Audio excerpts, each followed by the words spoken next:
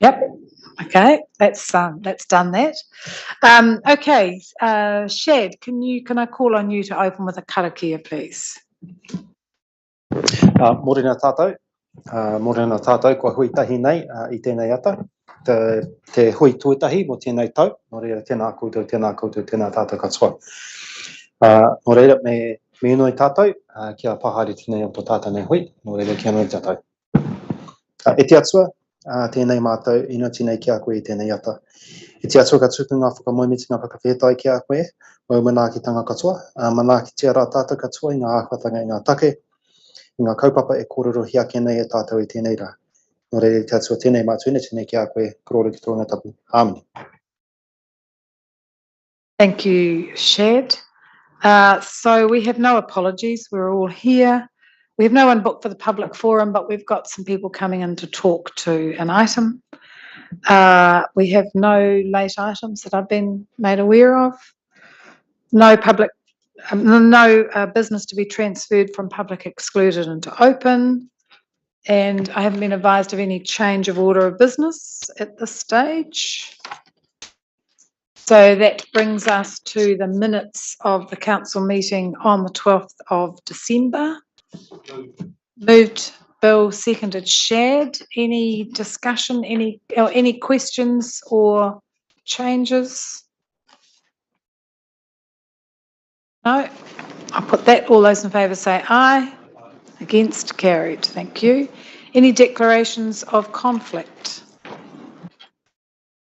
We have no deputations, presentations or petitions, so that brings us to item 10.1, which is a recommendation from Strategy, Finance and Risk from the 5th of December, and that is the recommendations on adopting the revised decisions made in the revised risk management policy.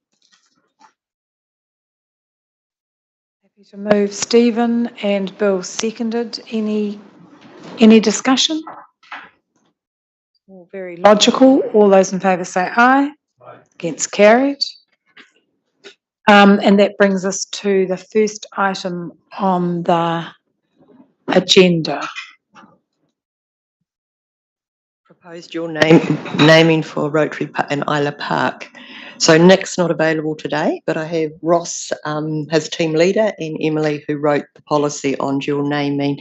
So this is an item that was brought to the team's attention late last year, and I can hand over to Ross to do an introduction. Kia ora koutou. I don't really have anything to say, but happy to take any questions.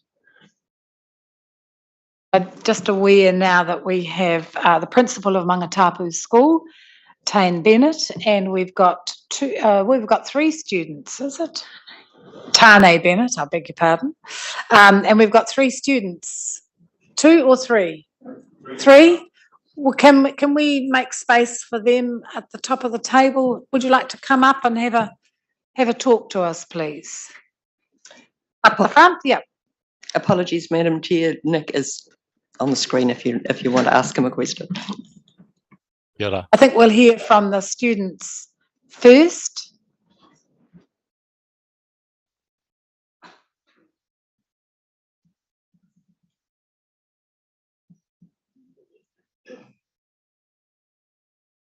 Button comes on. Okay, whoever's speaking, and then turn it off. Morena, if you'd like to, would you like to say a few words? Yep. So just when you're talking, just talk straight into the microphone because they're quite sensitive, and if you move your head, we lose you. And we do want to capture everything that you're saying to us. When you're ready.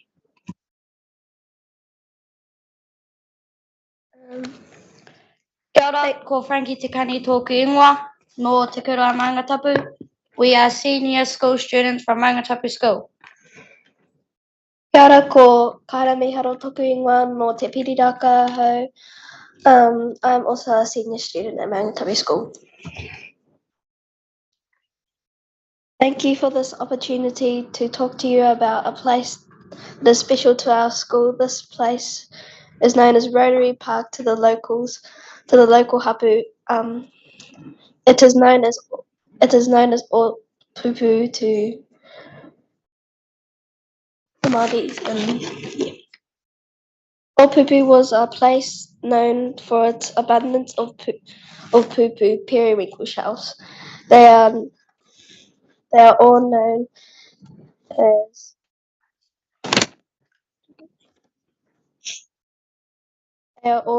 to be at Rotary Park.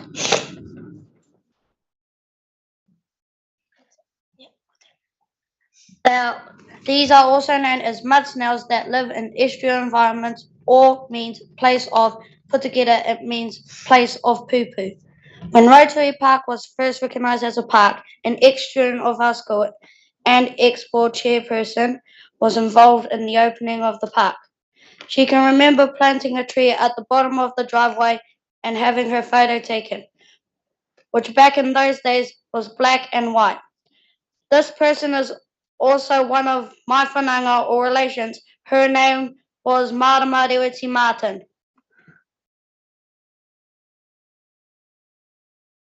Our students for the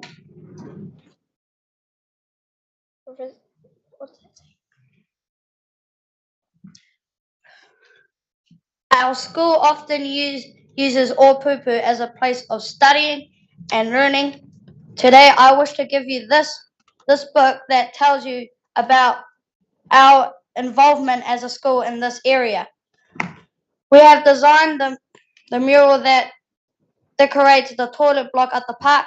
In this mural, you will see the story of the three whales, the different sea creatures that live in this area, and also pictures of our tupuna or ancestors as warriors. Opupu was also a place where our tupuna would go to train for battle and go to recover and rejuvenate after battle. Our request is for the recognition of Rotary Park to also be known as Opupu, to have a dual medium signage for our people as a whole, who will then understand the cultural significance and history of this area. We started this work 2 years ago and wrote letters in 2021 to the council. Those students have now left the school, and we are continuing to follow the work that they initiated. We've come too far to not carry on with our mai. Thank you for your time. Tēnā rā tātou katoa. Thank you. Thank you very much. We're really delighted to have you with us here today and very pleased that you've continued on that work from 2021. So thanks, Tane, for bringing them along today. It's really important to understand the history of the places, and that's something that a lot of the work that the Commission has been doing is making sure that those stories are told and available for other people to understand the history and the people that came many years ago and lived in this place. So thank you very much. We really appreciate you coming today. You want to say something? Tēnā koutou. Koutou rā e whakatakotohia nei tēnei kaupapa I mua te aroara o ngā kai kumihana. Nō reira I aku tamariki, tēnā koutou katoa. Me ki rā ngā huatanga I ngā take kei roto I tēnei ingoa. Kia maumaharatia rā tātou I wera o ngā kōrero. I wera o ngā kōrero I kōrero hi ake nei wa tātou nei mātua tupuna. Nō reira, tēnā koutou katoa. I just want to acknowledge the kids for bringing this kaupapa to the council and for us being able to make this decision. I think, well, particularly from my perspective, an easy decision to make. I do have a pātai though, and that is, are there still pupu titiko in that area, and do you fellas eat them?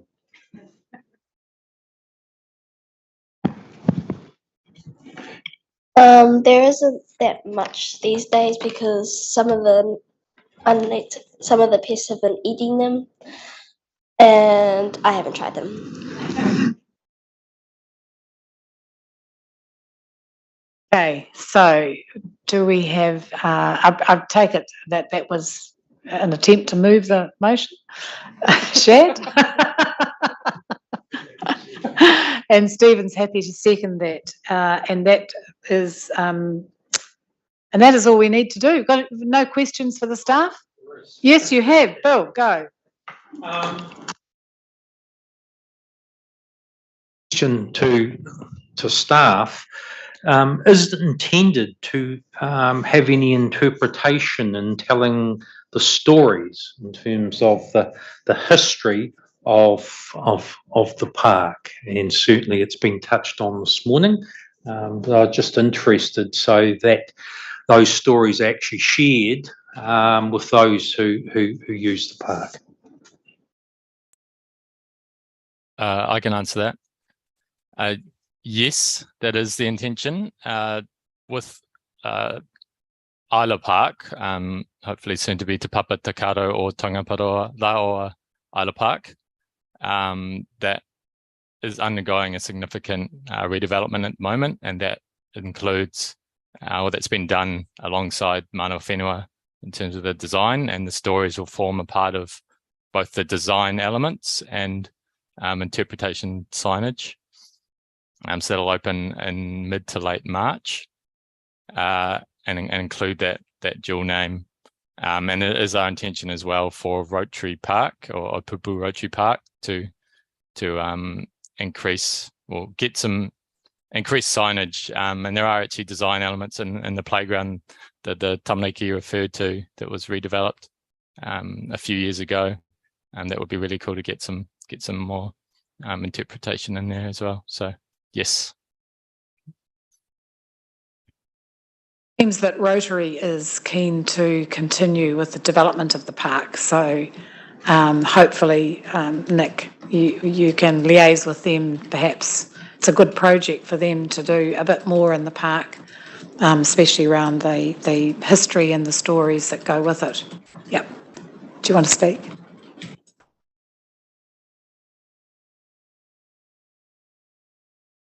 Morena tātou. Excuse me.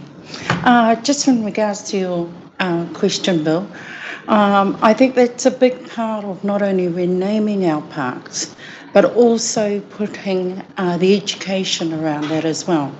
The parks are probably well known for our younger and our families, but also a place where they can be educated in the part of playing. So the information boards, but a part of the curriculum within our kura and in our schools is a big part of that. And not just the one off that we're redesigning, putting notice boards up, but also to bring our new visitors into the city, but also telling the story of that history. One of the most important things that not only creating that space, but it's also helping the community to take care of our environment. And both of the places in Upupu and Tongaprawa are associated, one of the places, Tongaprawa, is associated with the Wetlands Project, that the restoration of Te Pāhau and Tongaprawa, but also it becomes a place of knowledge and how we look after not only the environment, but also our creatures, and a place that once was. So both Tongaprawa and Upupu was a place of a breeding ground or our kāpata kai, our kai cupboard, that is now being depleted.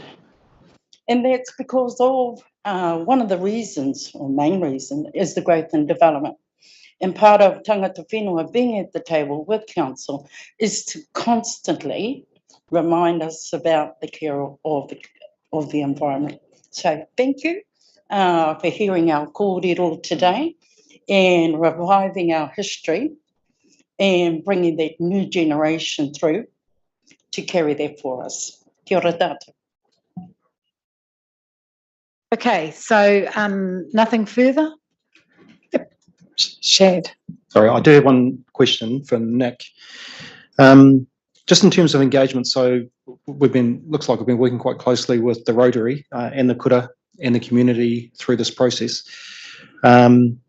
Just in terms of Isla Park, and I note in the report it mentions some of the family are still the descendants of Isla, or the Isla family, or the Harris family still live in the area.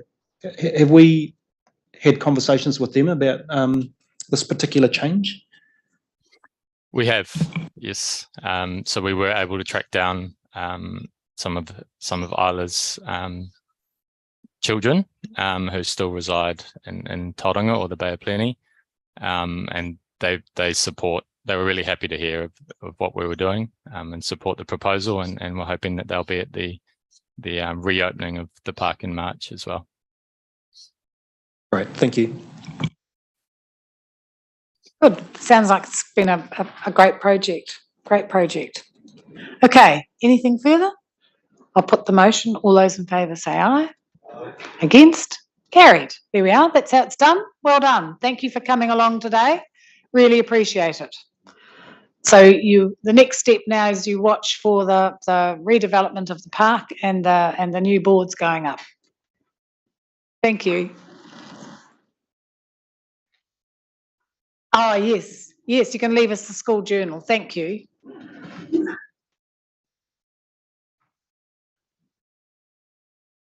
Thanks, Tane. Yeah. I met him at I've met him somewhere, yeah. Somewhere. Okay.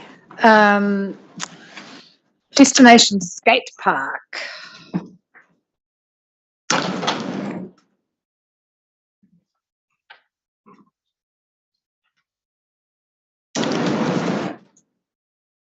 So, through you, Madam Chair, we have Amanda here who can give you an update on the progress of our destination skate park. So hopefully another exciting projects, and I'm looking for some resolutions to confirm the discussions that we've had around the option B. So hand over to Amanda. Yes, morning.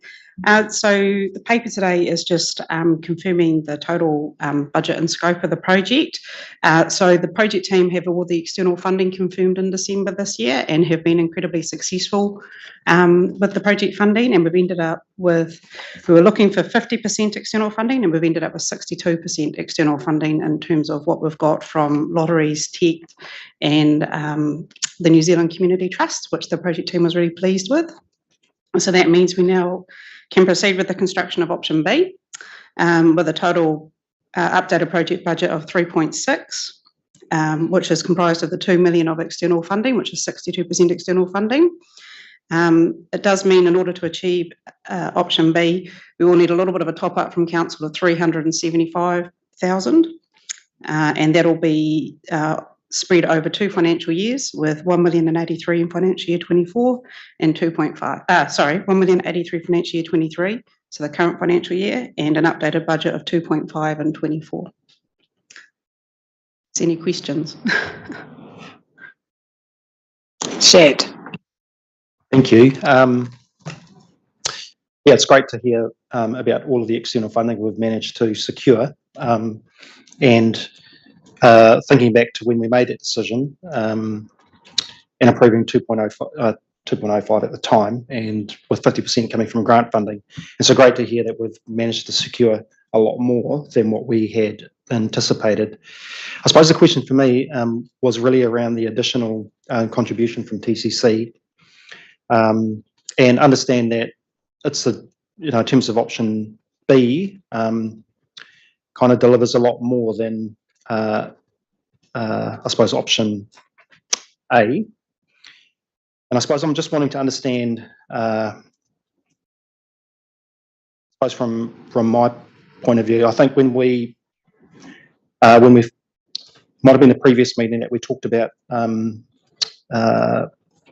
all the external funding we were applying for, and whether we had considered, given the budget, making it work with what funding we had available, rather than seeking the additional 375 from council. Would you have given that any consideration? Yes, so in terms of this particular option, we can construct the car park for the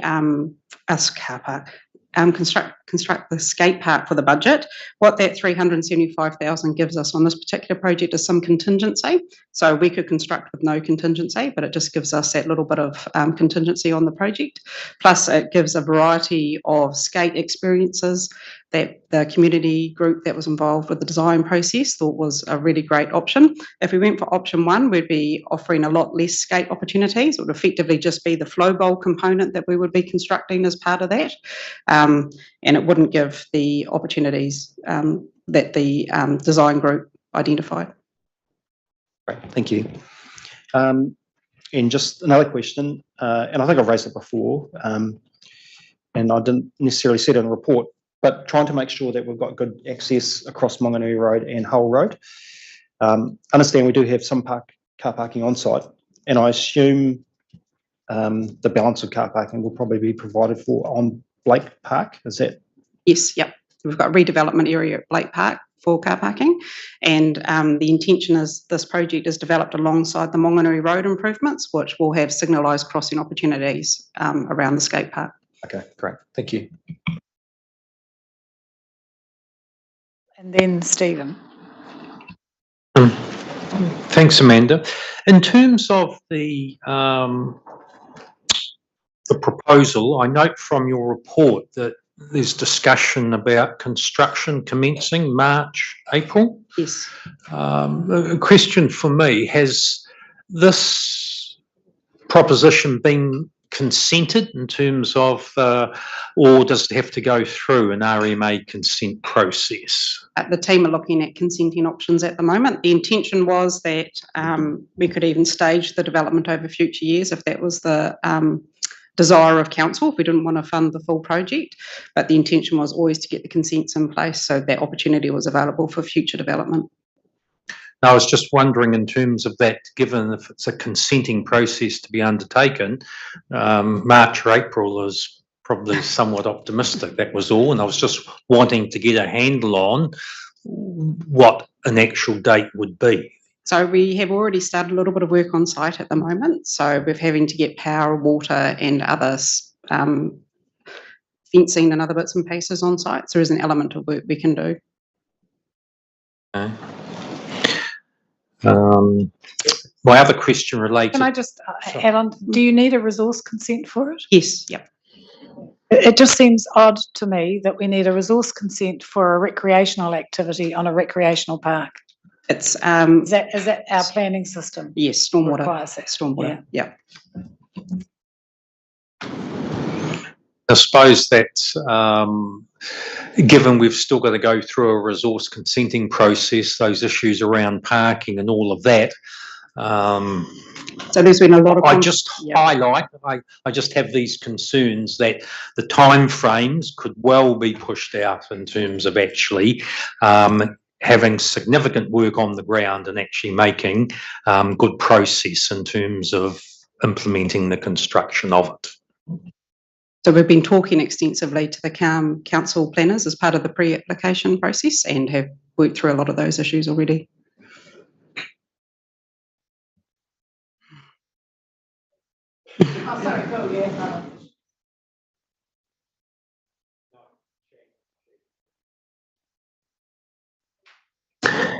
Yeah, I really just wanted to pick up on the theme that Shad raised and around the costs.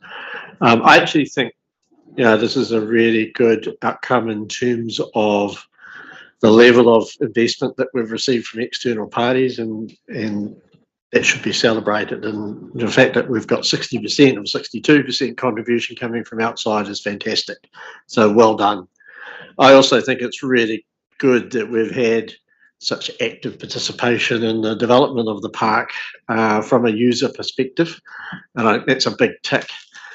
The one area that we've ended up though is that we've got a 300k potential overrun, and let's hope the contingency is not required and we might be able to deliver this on budget.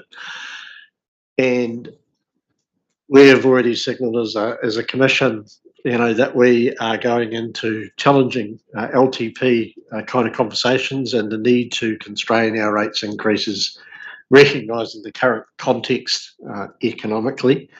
And so it begs the question of whether or not we have put enough rigour around the discussions with the community and the cost implications of that, so that we could come up with the council not always having to go back with its hand in the pocket to find the extra funds to, in this case, cover contingencies to meet high expectations of the community. And we want to meet community expectations. But when we have the discussions and working parties, I think there has to be an onus on those groups that are providing input into projects that there is a limit to how much money we've got, and we have to work within that and maybe put some of that rigor. This is even across our kind of our spatial planning conversations, all of the community conversations we're having. There needs to be an inclusion. This is wider than this project. There needs to be an inclusion of, well, you know, there are constraints about how much we can do and how can we optimize the funds that we've got and achieve the sort of outcomes that you want within our budget. So I really just raise that as a wider kind of implication for our projects going forward. We are at a limit, I think, as a commission as to how much we can keep on approving additional amounts on projects as they come up. And that comes down to defining the scope of the project right up front, understanding the risks right up front, and having those in mind when we go into the consultation and conversations about what outcome we want to achieve. A message rather than a question. Thank you.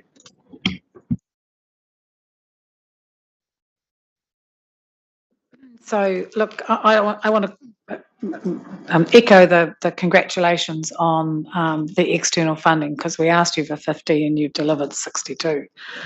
So that's first up. My real worry is around shade, because I see you moving some Norfolk pines. Well, they don't provide a hell of a lot of shade. We've got Putakawa there, and I see you've got shade sails over some of the seating area, but I do note that we had a couple of emails come in from people worried about the actual shade over the skaters.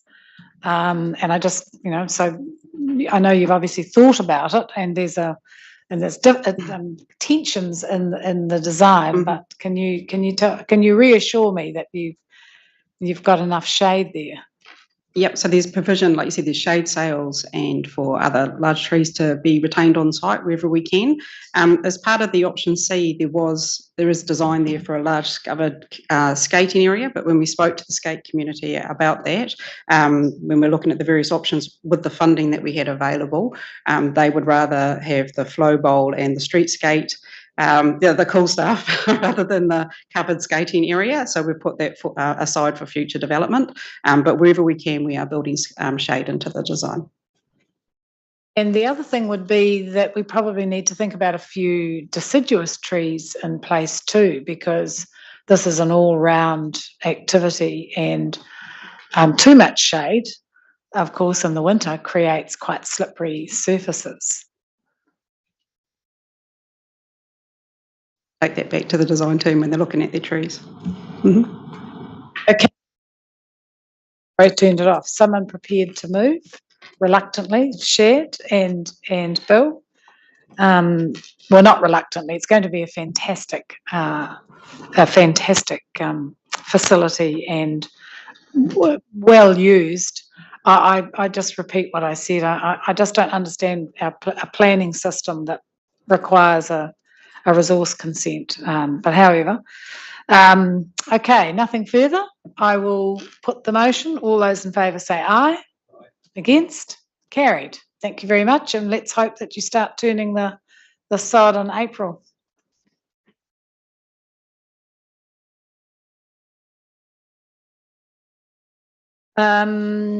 So that brings us to the submission on the sale and supply of alcohol. Who's coming to talk to that?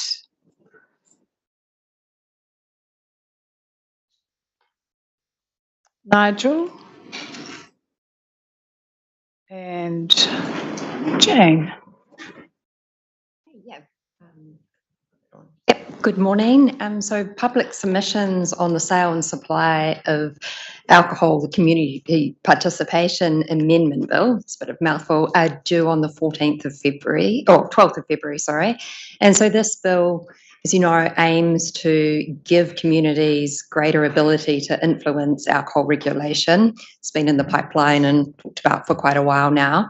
And so we've developed a draft submission, and it's recommended not only to give our view put forward, but also particularly because of the implications it has on our review of our local alcohol policy. So we're seeking approval for that draft submission to be sent into the select committee.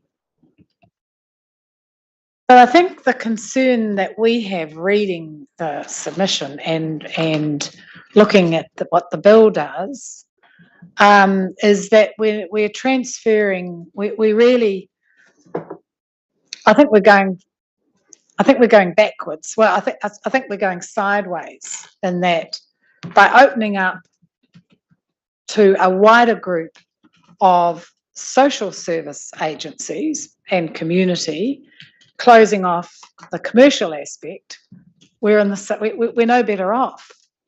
From local government is the meat in the sandwich. Yes, we are allowing our community to have much more say.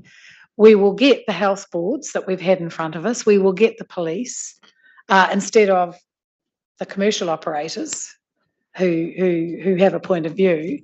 And from a local government point of view, we're still going to end up taking this through into a court process if we don't agree with them. And actually it puts the council who has to manage all of that. It's the whole purpose of an LAP is to try and manage all of that in a worse position. That's my fear with what the legislation is proposing. I thought it was closing off that appeal process. That's what we supported. But this actually opens it up to a wider group of people from what I can see. So I hope I'm wrong, but at this stage, I think local government is left really in a very difficult position. The wider group of people I think you're referring to is in relation to the public objections to applications. So the whole idea of the amendment is that a wider range of people in the community can have their say, as opposed to the appeal process, which we all agree needs to go.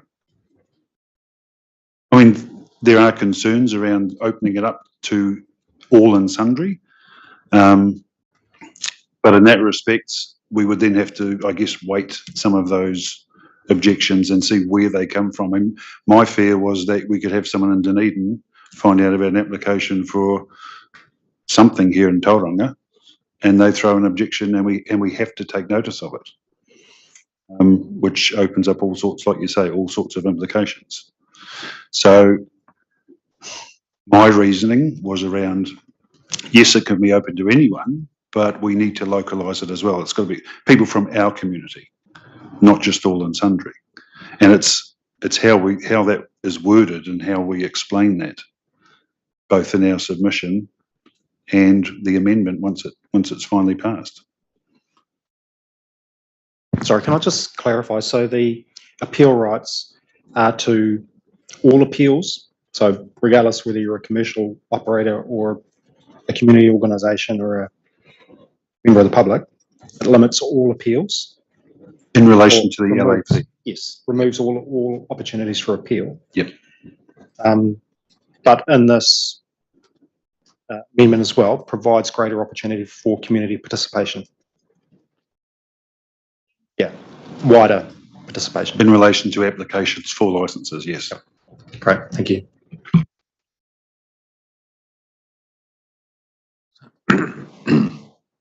First of all, on that theme, so I take it then, whilst the police, for example, and Toita Ora, and there might be others, have a defined ability to interact with the process on any licence, what the legislation is doing is that can also, just putting individuals to one side, there could be a range and a raft of community groups of whatever persuasion and interest that could now, well, if the legislation passes, become part of the liquor licensing process on a particular licence.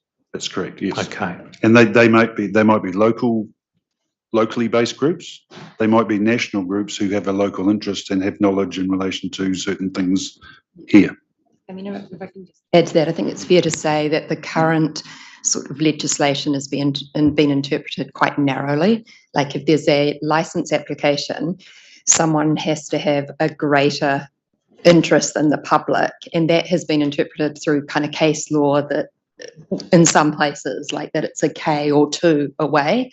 So someone may be impacted, they might not live within a K, and so they may not have a right to have a voice, even though they work close by or have family members. So it's just here, it's for license applications and renewals, just making it possible for anyone that feels impacted by it can have a say, whereas now they have to go through a process of whether their interest is valid. Yeah. So just a further question, the draft bill focuses very much essentially on the process towards the end in terms of hearings and that type of thing. I must admit, it was intriguing in terms of, given it's called the, what was it, community participation. And I went into the draft bill last night. I couldn't find anything that was actually changing or having a focus on the draft on the whole notification and engagement process at the beginning of the process. So in some ways it talks about community participation, but in my own view, it sort of misses the boat for a whole part of it. I'm just interested whether I had interpreted that correctly. That is correct. Yeah, we discussed that too, that there is sort of an absence of that. I guess it's kind of, and it was brought up in the consultation we've done with the LAP that people wanted a greater notification. And so we're working with the licensing and democracy team to kind of, I guess, on our own back, do something above the legislation, because that's what the community is saying is needed. And, yeah. Chair, on page 69, so I'm on the last page of the draft submission. The paragraph, support hearings becoming less formal, and no issue with any of that. But you're seeking further clarification around the removal of the cross-examination and all of that. Is that relating to the ability, in terms of the suggestion in the submission, that parties could provide questions, say, to the chair, and it would be the discretion of the chair then whether those questions are asked? Correct. We feel the legislation isn't as clear as it could be on that. We're kind of concerned that the way it's drafted at the moment is saying, you know, no parties can ask questions of other parties, and we just want just what you've outlined clarified and spelled out clearly in the legislation. It's almost like having 3 people turn up to say that something's blue, and then another 3 people turning up to say something's red, but having no ability to flesh that out more. And therefore, then the DLC just has to take it for what it is. There is still a need for some questioning and some investigation into some of those, some things that are presented. So we just want to make sure that that ability is still there in some format, without it becoming the adversarial lawyers badgering members of the public and trying to make them feel uncomfortable.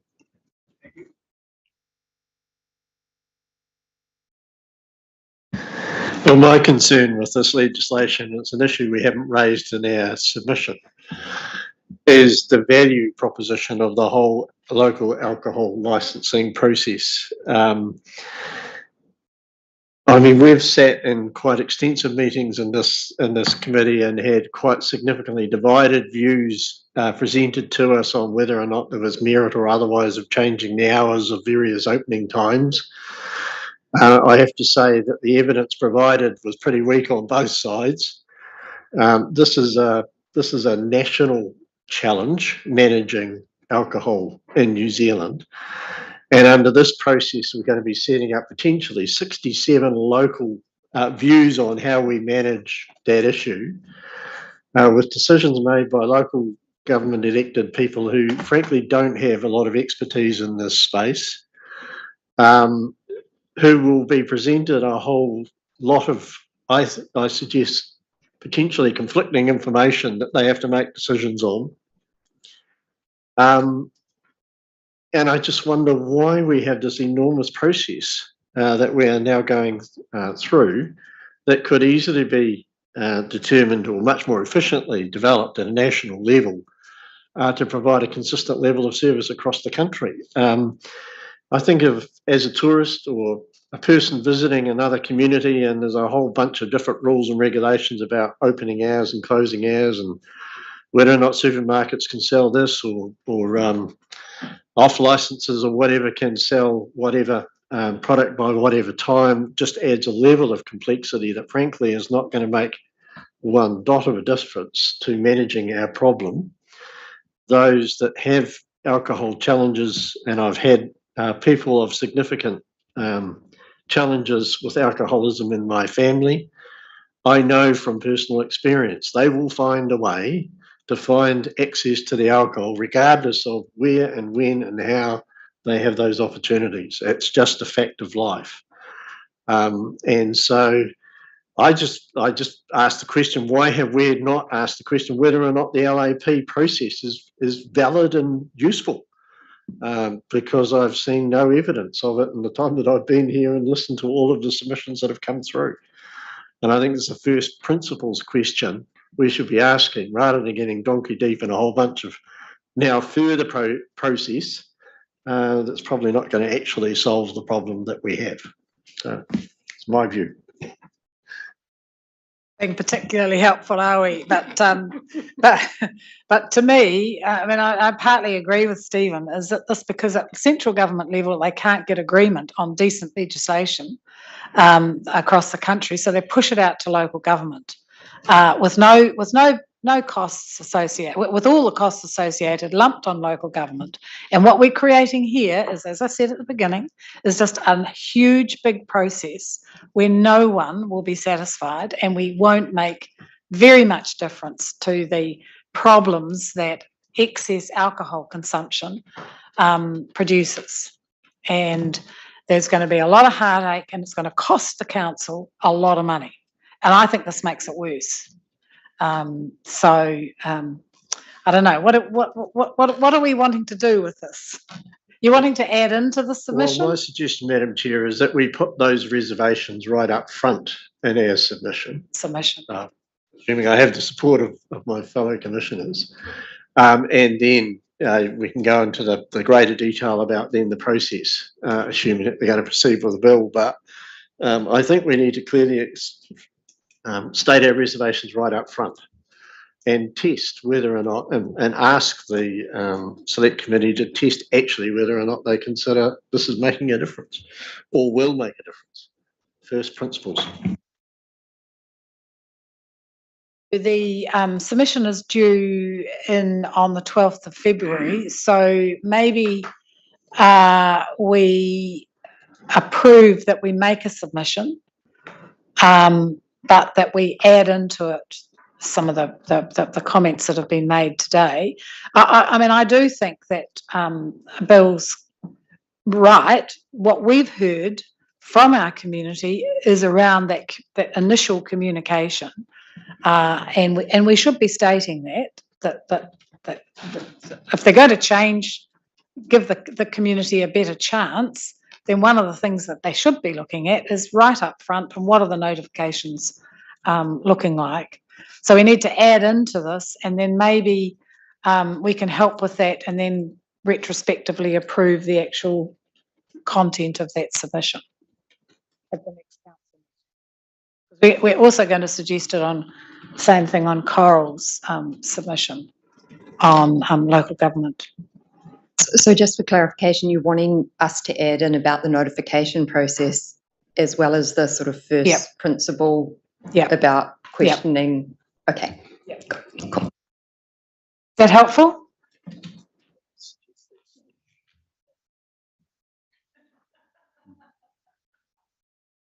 I think we're kind of front footing it anyway with the new DLC that we've established and making that more representative of the community as much as we can. So if we can build that into it as well, that would be a good thing.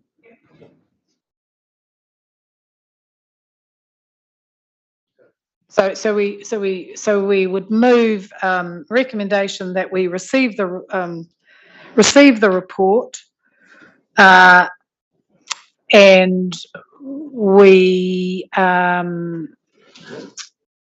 that the submission, to include the points that we've made, and be brought back for to the next council meeting to be tabled. But we need to let you make the submission, but then we will retrospectively, so that the public can see what we've actually said in the submission.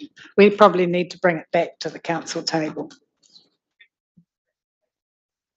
Ratification's the word I was looking for. Yeah. Happy with that? Bill's happy to move and Stephen's happy to second, and we can help you with.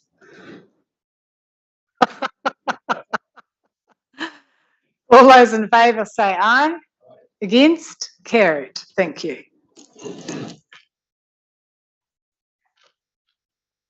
Right.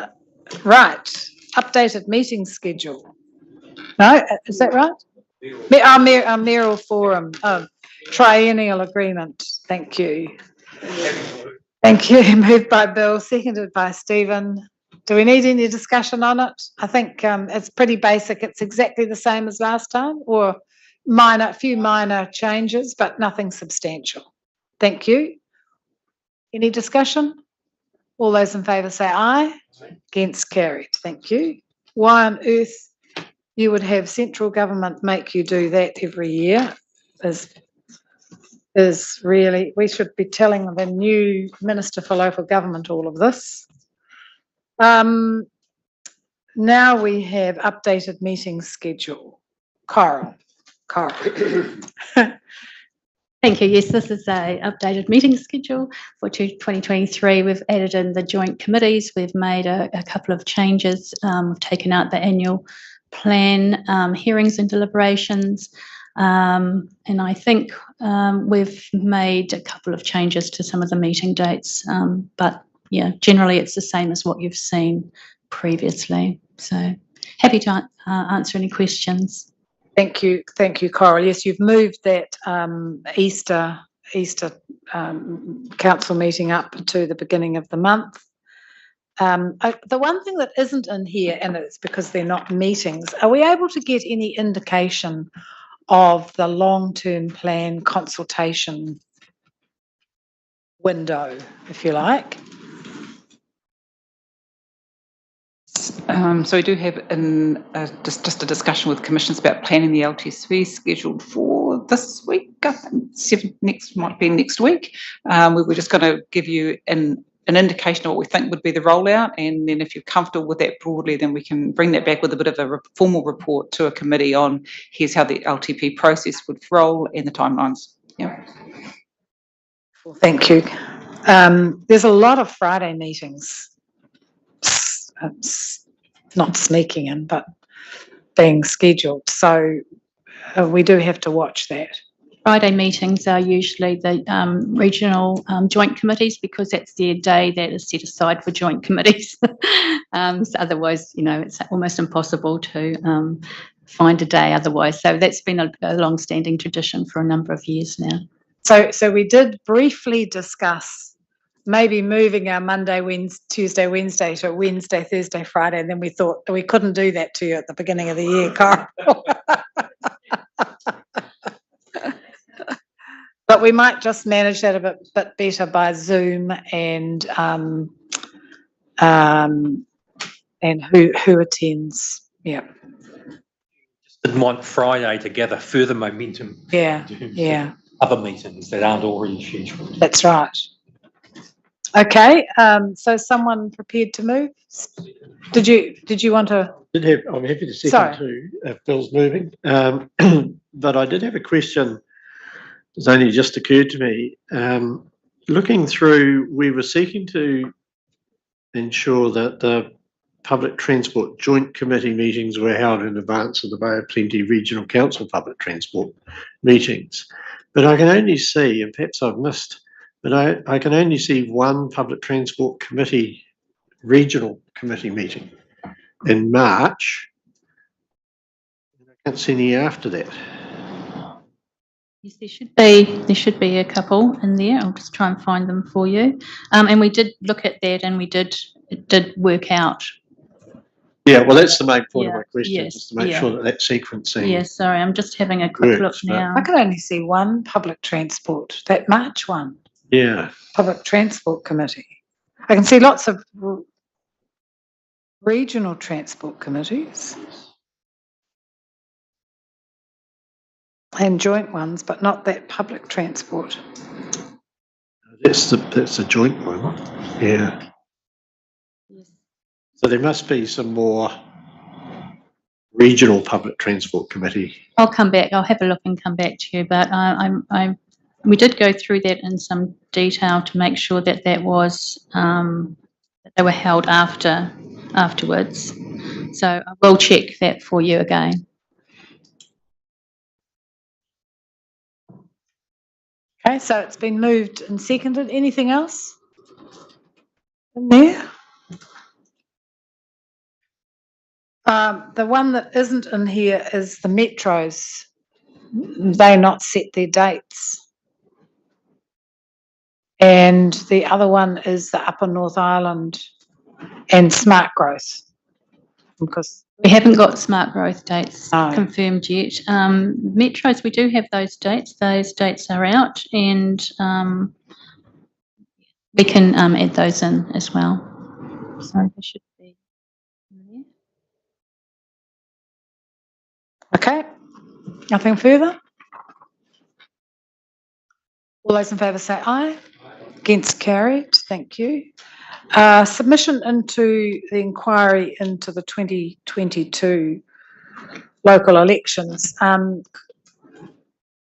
Coral, I think we've got quite a bit more that we want to say in this, and I think we should be doing what we've done with that last submission, is adding in a bit and changing a few, and then, because I know you've got to get it in by the 14th, and then retrospectively bringing it back, rather than go through it here.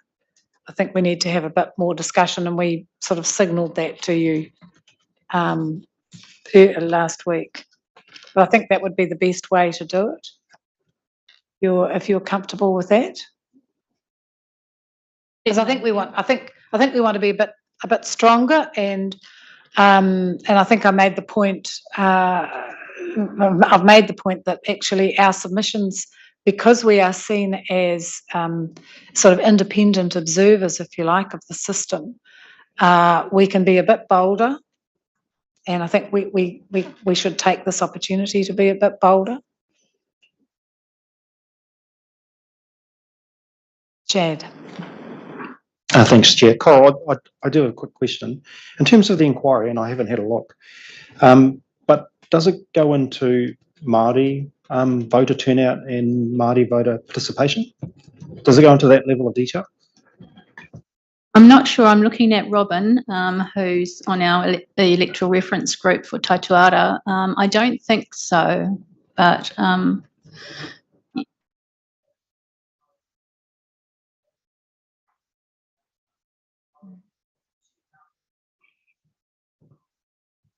Yeah, I just found it interesting.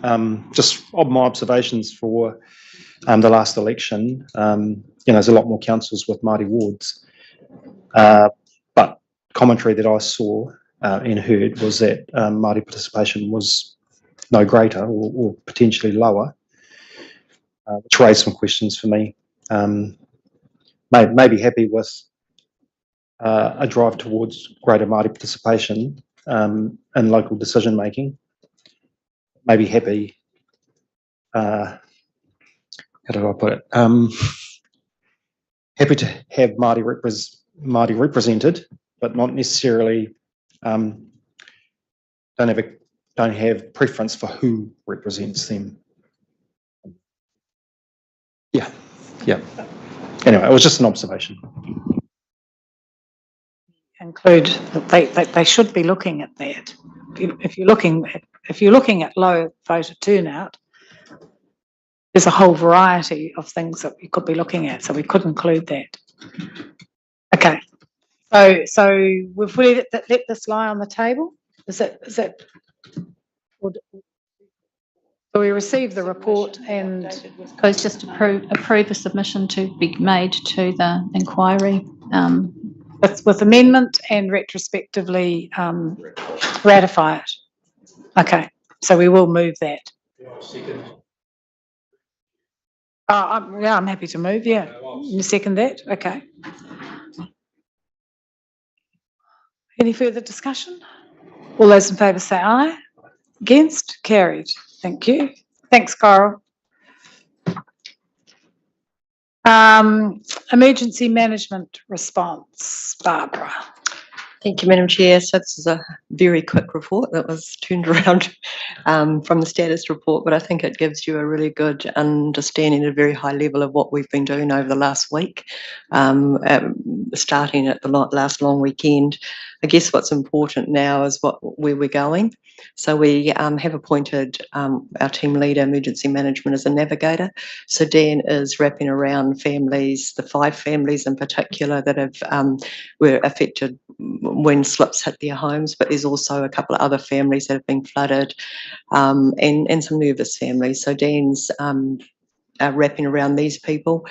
We have started a project team led by Amanda looking at what we need to do to clear the site. We can't do that yet. We're waiting for the geotechs information, and we really need to, the ground needs to dry out before we go anywhere near the land. At the moment, the advice we're getting is if we went in too quickly, we would make more mess than clean up. So we're working very closely with them. We're also working very closely with, we're trying to work very closely with insurance parties, or so that we can work in together and not, make sure that we don't do anything that null and voids any insurance policy. And of course, we're watching the weather.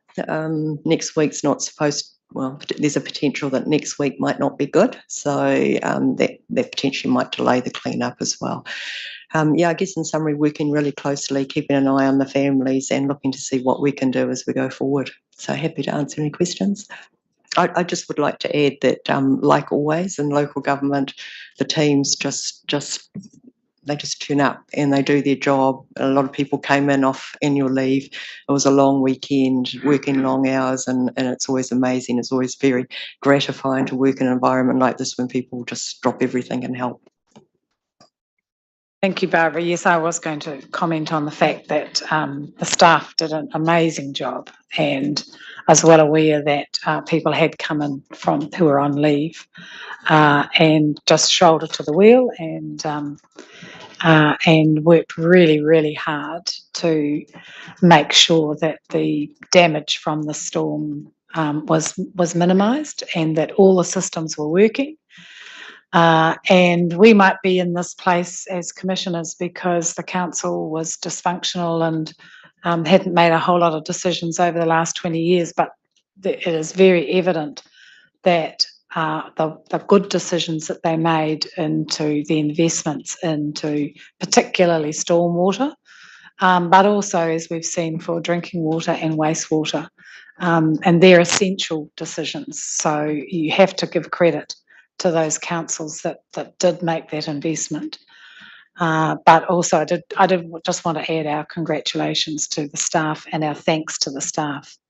And as you say, it's great to be in an environment where people come to work to make a difference to their communities. And the place where you see that most visibly is at time of crisis.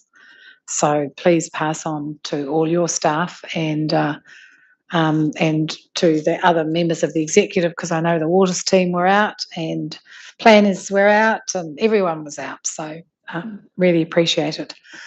I guess the question then is, having done extensive work and a plan change to take account of just such events, what is the process now for checking that we got it right?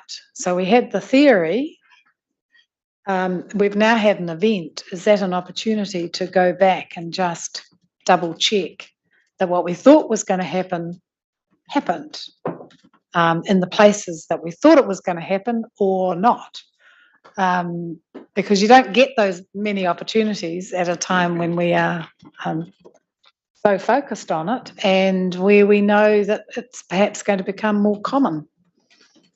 I think that's a very good idea. I spoke with Nick Johansson this morning, and he made very similar comments to you about the investment that's happened over the last 10 years. He said somewhere in the order of 150 million had gone to stormwater projects, including purchasing numerous properties and creating overland flows. And I think this does provide an opportunity for us perhaps to go back and look at perhaps the largest 10 or 15 investments and infrastructure changes we've made to understand how that investment coped.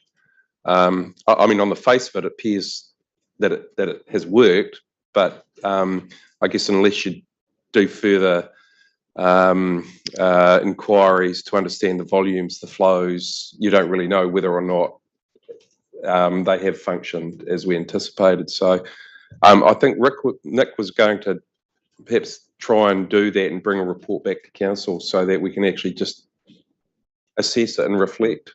Yeah. Yep, Bill.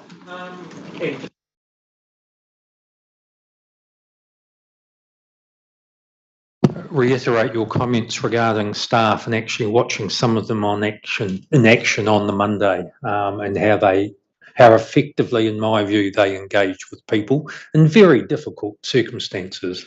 Certainly commendable.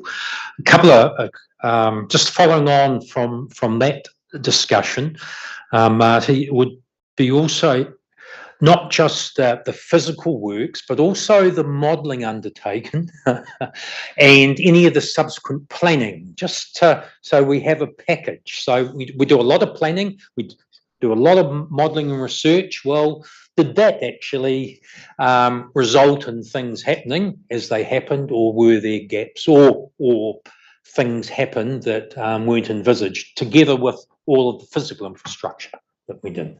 Yes, so I think there's a retrospective, but there's also I'm also conscious that there is tens of millions of dollars of future investment, and so it'll help inform that, I think, too. So. Yeah. And a last question, Barbara, in terms of you mentioned at some point there will be the removal of slip and houses, etc. Does that include both on the public land and private, or just the public land? I guess that's something we're not 100% confident, and we know the answer to that question yet. We'll have to assess the insurance implication on private land, and have a conversation when we hear what the situation is currently.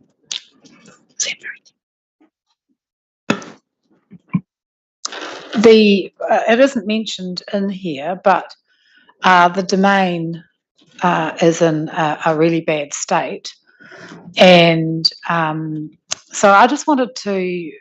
I was surprised that the equipment was on it when it was in such a state. So I have two questions. What is the liability of the people who are occupying it to help with the repairs?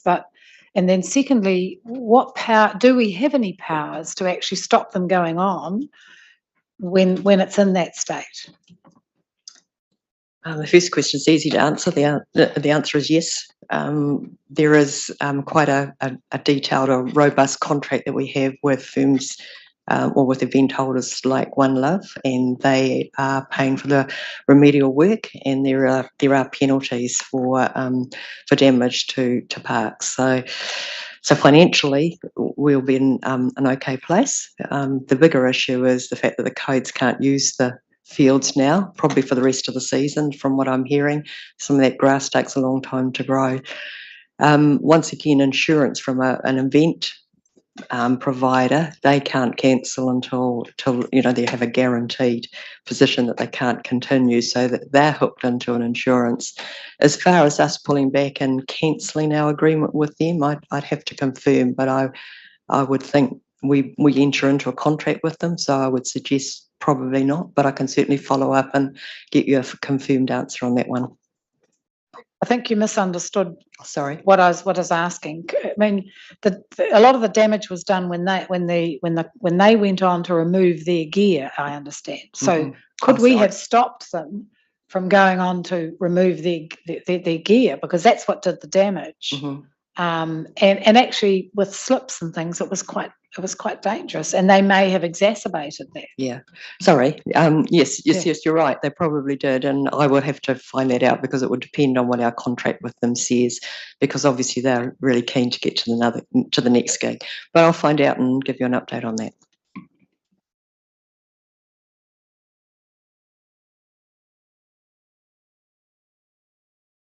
So we're receiving the report, moved by Bill, seconded by Stephen. All those in favour say aye. Against, carried. Thank you. So would someone like to move? We have moved so quickly, I've lost my place in most. So someone like to move that we go into public excluded for the reasons outlined in the agenda. Shad and Bill, thank you. All those in favour say aye. Against, carried. Thank you very much. Clear the room.